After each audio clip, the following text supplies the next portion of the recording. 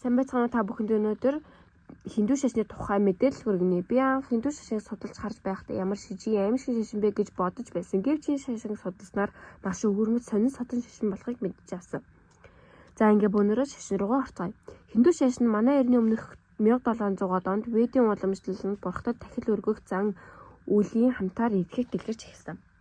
Манай эртний өмнөх 1200-аас 900 онд хиндүү шашны хамгийн эртний сурвалж Ведийн дөрвөн судар нь эртний санскрит хэлээр бичигдсэн. Манай эртний өмнөх 500-аас 100 орчим онд яруу найрагч Вилмак санскрит туур Раманияг бичжээ. Хиндүү нийгмийн хэдийгээр хамгийн эртний шашин гэгддэг энэ нэр томьёо нь харьцангуй сүүлд үүссэн учир энэ нэрт нэгэн цогц сүсэг бишрэл зан үйл бүхий нэгдмэл итгэл үнэмшил юм гих буруу ойлголтыг төрүүлдэг.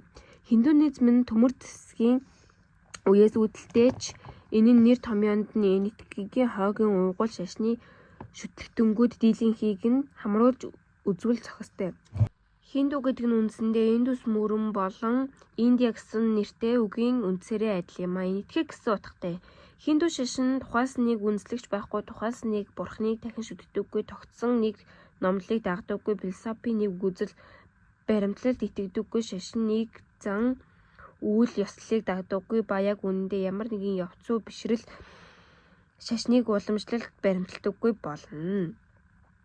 Бурхны тухай ойлголт нь хиндуизмын бүх урсгалуудыг ертөнцийн бүтээгч дэд бурхан Брахма буюу Барма болон Вирушку буюу хамгаалагч Шива буюу эвдэгч хэмээх гол гурван бурхныг шүтнэ. Гэхдээ ихэнх урсгал чиглэлүүдийн нь өөрсдийн шүтээн бурхадтай бөгөөд тухайн орон нутгийн болон хувь хүний өөрийнх нь шүтээн бурхтыг ч хамтдаган шүтдэг. Хачиргалтай нь гол гурван бурхад нь үргэлж өөр дүрээр хувирдаг аж. Тиймээс хиндуизм нь гадна өнгөндөө олон бурхан шүтдэг шашин мэт харагддаг боловч үнэндээ ихэнх олон жижиг бурхтын хүч үүргийг өөртөө агуулсан нэгэн бурхан шүтдэг. Энэ шашин нь бусад шашингаас ялгарах зүйл байдаг нь болохоор бурхтын ундаа гэж байдаг. Бурхтын ундаа нь тахилгын ундаа Сома нэртний араачуудын соёлоос гаралтай Грисийн шашин Зарастрязуудын ариун судар болон Ведийн судруудад дурддагдсан тусгай ургамлын шүүсэг шахан гаргаж авдаг. Энэ ундаа нь мансууруулах, хүч оруулах, нүдэнхий юм харагдуулах өвдөлттэй. Риг Дэвидэд түүнийг хаан Сомо хэмээн тодорхойлоод бид Сомог уувал үхшгүй мөнх болж бурхтын гэрлийг олно гэж магтсан нь бий. Уг ундааг бурхтад өргөхийн тулд тахилчид бэлтгэдэг бөгөөд түүний хүч тамир оруулах чадал нь бурхтын анхаарлыг татна хэмээн үзэхээс гадна тэд өөрсдөө ч хэрэгэлдэг байжээ. Цоохор мөг болон шидэт мөөг нь Сомо ундааны гол найрлага бөгөөд бөө мөргөлийн зан үлийн үед хүчийг нь ховсдох байдалд оруулахад хэрэгэлдэг. Хиндүү шашны уламжлал ёсоор ертөнцийн хамгийн анхны хүн Пурушагийн биед янз бүрийн хэсгээс нийгмийн дөрвөн анги давхарга үүссэн гэж үздэг. Үүнд Кшатри буюу цэрэг дайчид, Брахман буюу тахилчид, Шудра буюу жирийн ажилчид, Вайшя буюу худалдаачид байдаг. Нийгмийн дөрвөн ангийг заримдаа каст гэх нь чухамдаа ингэж нэрлэх нь оновчгүй юм.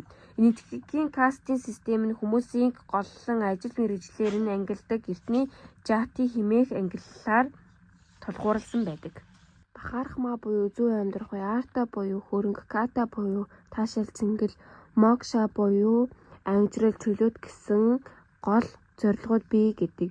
Дахархма буюу үүрэг хариуцлага, ухамсарлан амьдрах нь хүнийг зөв замд байлгах болно. Хөрөнгө цэнгэл хөөсөн хүмүүсийг амьдралаас чухал сургамжууд олж авахыг хамт үр хүүхэдтэй гэр бүлтэй болж бусдад өглөг өгөх чадвартай болгодог. Амьдралын дөрвөн үе шатууд. Амьдралын дөрвөн үе шатад сурна, амьдрын, хөндөрн, ангижирна гэсэн үе шаттай. Энэ дотроос сурна. Амьдралын эхний үе шатанд шавнаар багшийн удирдлаганд ор Ведийг сурж судална. Амьдрын хүн гэрлэж үр хүүхэдтэй болж ажил хийж гэр бүл нийгэмдээ тус болно. Хөндөрн ачзэн төрсний дараа хүн ажлаасаа хөндөрч өнгөрсөн ажлаа эргцүүлж бусдад зөвлөгөө өгнө. Ангижирна. Амьдралын сүүлийн шатанд цөөн зарим нь хэрмэлт даянч болно.